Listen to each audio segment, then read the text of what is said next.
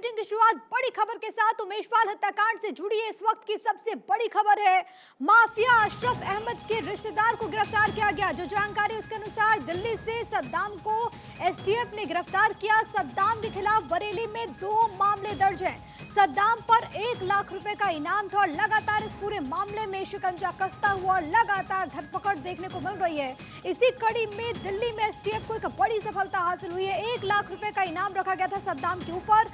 लंबे वक्त से, जब से ये बड़ी घटना घटी, जब से उमेशपाल हत्याकांड की बड़ी वारदात को अंजाम दिया गया, लंबे वक्त से पुलिस उसको तलाश रही थी।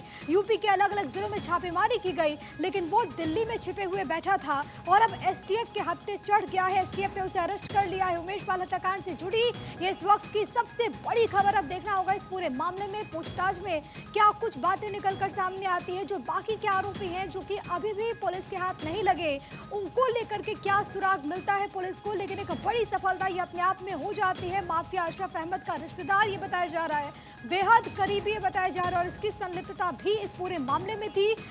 प्रयागराज में एक बड़ी घटना को अंजाम दिया गया था, जब दिन दहाड़े सरे रहा उमेशपाल की हत्या कर दी गई थी। गोलियों से भून करके उसके बॉडीगार्ड्स की हत्या कर दी थी। और इस पूरे मामले में लंबे वक्त से पुलिस लगातार इन लोगों को पकड़ने की कोशिश कर रही है। और अब खबर यह है कि सद्दाम को पुलिस ने गिरफ्तार कर लिया। 1 लाख रुपए का इनाम रखा गया था उसके ऊपर और अब उसे अरेस्ट कर लिया गया।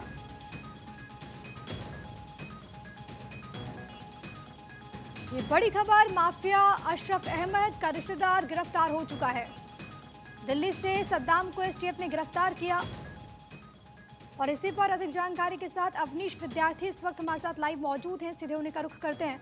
अवनीश, एक बड़ी सफलता एसटीएफ को हासिल हुई है, क्योंकि सद्दाम को लंबे वक्त से पकड़ने के लिए अलग अलग जगहों पर छापेमारी भी हमने देखी, लेकिन अब ताजा अपडेट्स क्या कुछ है, कब उसे वापस यूपी लाया जाएगा?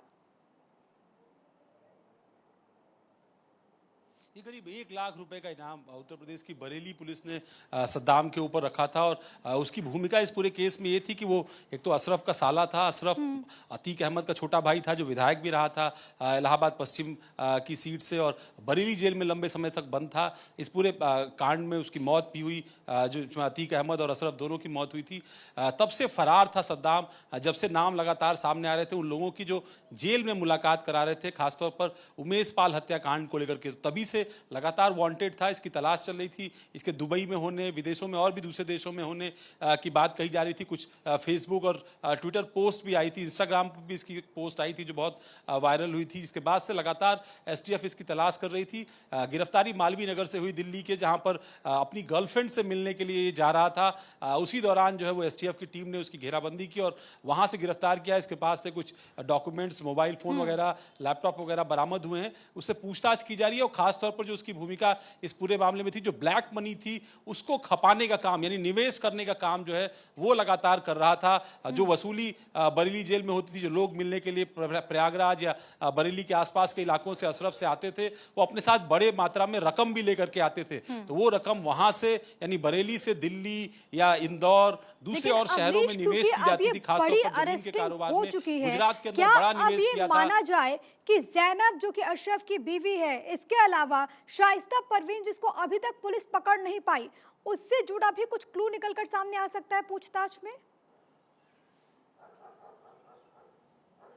देखिए, बिल्कुल जैनब को लेकर के तो ये बिल्कुल कहा जा सकता है कि सद्दाम की गिरफ्तारी के बाद जैनब के बारे में बहुत सारे जो है तथ्य सामने आ सकते हैं। साथ ही साथ गुड्डू मुस्लिम और जो शाइस्ता है उसकी फरारी भी लगातार है, उसको लेकर के भी लगातार अब तक असफल रही है यूपी पुलिस। तो ऐसे में उस गिरफ्तारी में भी, इससे पूछताछ में काफ़ी महत्वपूर्ण सुराग जो है वो यूपी पुलिस, एसटीएफ के हाथ में आ सकते हैं। तो ऐसे में पूछताछ जो है वो लंबी चलेगी और साथ ही साथ इसको कोर्ट में पेश करने के बाद रिमांड पर भी लेने की कोशिश जो है वो यूपी पुलिस की रहेगी। जी, बहुत धन्यवाद अवनीश, आपका तमाम बातचीत और जानकारी हम तक पहुंचाने के लिए। तो उमेशपाल हत्याकांड से जुड़ी है इस वक्त की सबसे बड़ी खबर। और जिस तरीके से कहा जा रहा है कि माफिया अशरफ अहमद का ये रिश्तेदार बताया जा रहा है, और अब पूछताछ में कई अहम खुलासे की उम्मीद।